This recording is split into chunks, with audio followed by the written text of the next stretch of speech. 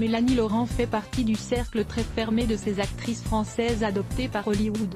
Insaisissables, Beginners, ou encore Inglourious Basterds, les réalisateurs américains sont tombés sous le charme de la blondeur diaphane de la comédienne. Un succès qui l'a consacré au rang de méga-star dans l'Hexagone. Mais cette France qu'il a vue naître, Mélanie Laurent s'en est quelque peu éloignée, du moins professionnellement. A-t-elle été blessée par les railleries concernant son manque supposé d'humilité? La jeune femme exprime en tout cas ce besoin de ne plus regarder dans le rétroviseur. Je m'en suis moi-même déconnectée. Plus largement, j'ai retrouvé du plaisir à faire mon métier, en ne lisant plus rien de ce qu'on écrit sur moi. Une fois pour toutes, j'ai choisi ce postulat, je suis une artiste, je propose des choses et les autres en pensent ce qu'ils veulent, je fais, je trace et je ne me retourne pas, raconte-t-elle au magazine Première. Mélanie Laurent ne cherche plus à plaire et cela lui va très bien comme ça. Dès lors, tu ne te sens plus triste parce que tu ne fais plus partie de telle ou telle famille de cinéma. Ma propre famille est devenue mon socle. Du coup, quand je vais bosser, je sais pourquoi. Je ne regrette pas le passé.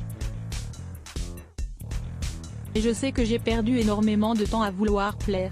Un nouveau rôle éprouvant pour Mélanie Laurent. Si Mélanie Laurent a mis de côté le cinéma français, elle n'en reste pas moins une comédienne très demandée.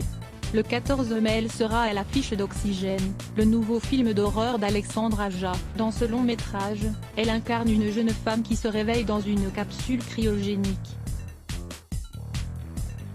Amnésique, la situation se complique davantage lorsque l'oxygène vient à manquer, un rôle qui aurait pu échoir à Anna Thaouei ou Noomi Rapace avant leur désistement.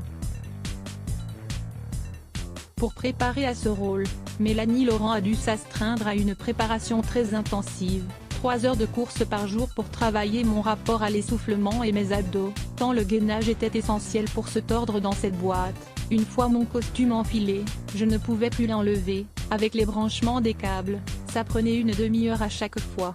Elle confie que ce film a été l'un des plus difficiles à tourner de sa carrière. Je n'ai jamais été aussi épuisée que sur ce tournage où, chaque jour, je ressentais physiquement le manque d'oxygène dans cette boîte fermée, avec une oreillette dans laquelle Alexandre me dirigeait, dans la logique de perdre le moins de temps possible et prévenir toute déconcentration. Un long métrage disponible le 14 mai sur Netflix. À voir aussi, déconfinement, Emmanuel Macron dévoile enfin la date de fin du couvre-feu. Qu'à lire aussi les blocs ADS. Why?